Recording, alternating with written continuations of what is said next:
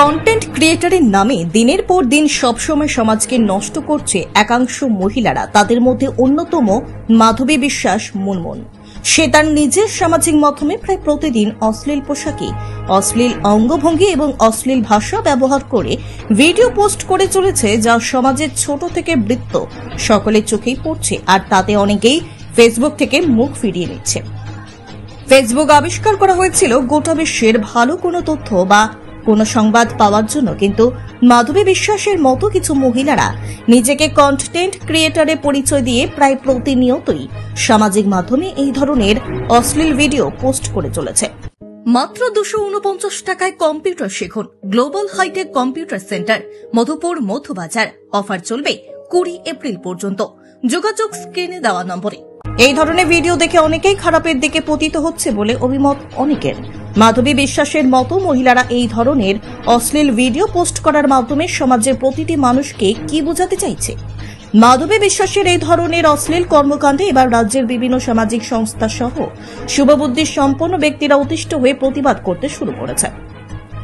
রাজ্যের একাংশ শুভবুদ্ধি সম্পন্ন ব্যক্তিরা মাধবী বিশ্বাসের এই কর্মকাণ্ডের বিরুদ্ধে রাজ্য পুলিশের মহানির্দেশক, পশ্চিম জেলার জেলাশাসক এবং জাতীয় মহিলা কমিশনে অভিযোগপত্র দায়ের করেছে।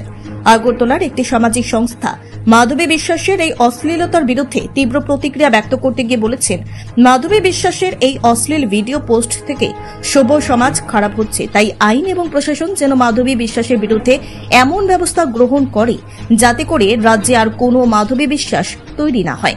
অ্যাকচুয়ালি আমরা বর্তমানে লক্ষ্য করছি যে রাজ্যের মধ্যে বিভিন্ন কন্টেন্ট ক্রিয়েটররা যারা আছে, বিভিন্ন কন্টেন্ট ক্রিয়েটররা অনেকেই আছে বিভিন্নভাবে অশ্লীল ভিডিও তৈরি করছে। তো এর মধ্যে আমরা দেখেছি যে মাধবী বিশ্বাস উরফে আছে মুনমুন, এই নামে একটা কন্টেন্ট ক্রিয়েটর আছে, ফেসবুকের মধ্যে বিভিন্ন ধরনের বাজে বাজে কন্টেন্ট করছে। তো আলটিমেটলি আজকের 2025-এ দাঁড়িয়ে এইরকম কন্টেন্ট প্রত্যেকটা মানুষে দেখছে। একজন ছোট্ট শিশু থেকে শুরু করে বৃদ্ধ মানুষ প্রত্যেকে ফেসবুক, হোয়াটসঅ্যাপ এগুলি ব্যবহার করে।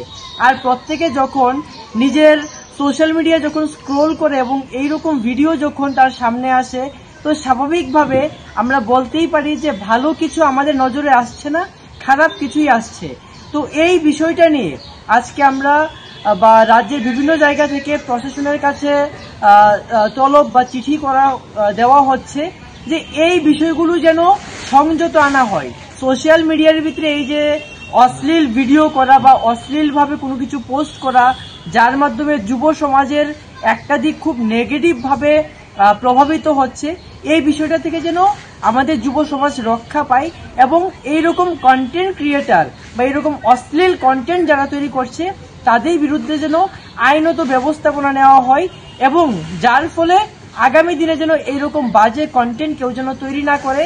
আর এই ফেসবুকটা যেন বর্তমানে আমরা যারা সবাই ইউজ করছি, এটা যেন ভালোভাবে কিছু শেখার জন্য যেন ব্যবহৃত হয়।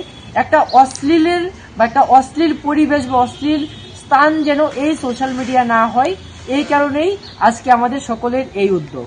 কোন কোন জায়গায় অভিযোগ করা হয়েছে ওর বিরুদ্ধে? বর্তমানে আমরা আগরতলা 3টা জায়গায় আমরা অভিযোগটা করুম। হ্যাঁ, আমরা অভিযোগটা করুম আগরতলা ডিএম মানে ওয়েস্ট ত্রিপুরা ডিস্ট্রিক্ট ম্যানেজমেন্ট যিনি আছেন ডিএম স্যারের কাছে। দ্বিতীয় আমরা commissioner national women commission of Delhi.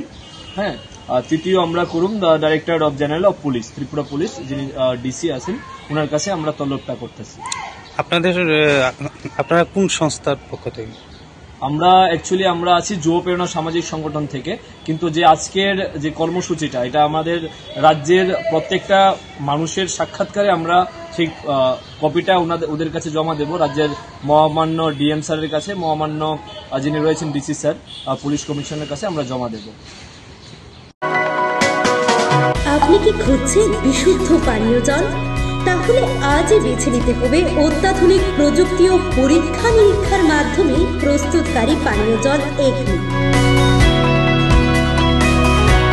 বিশুদ্ধ জলে সুস্থ জীবনের মূল চাকাঠি। Acme package drinking water.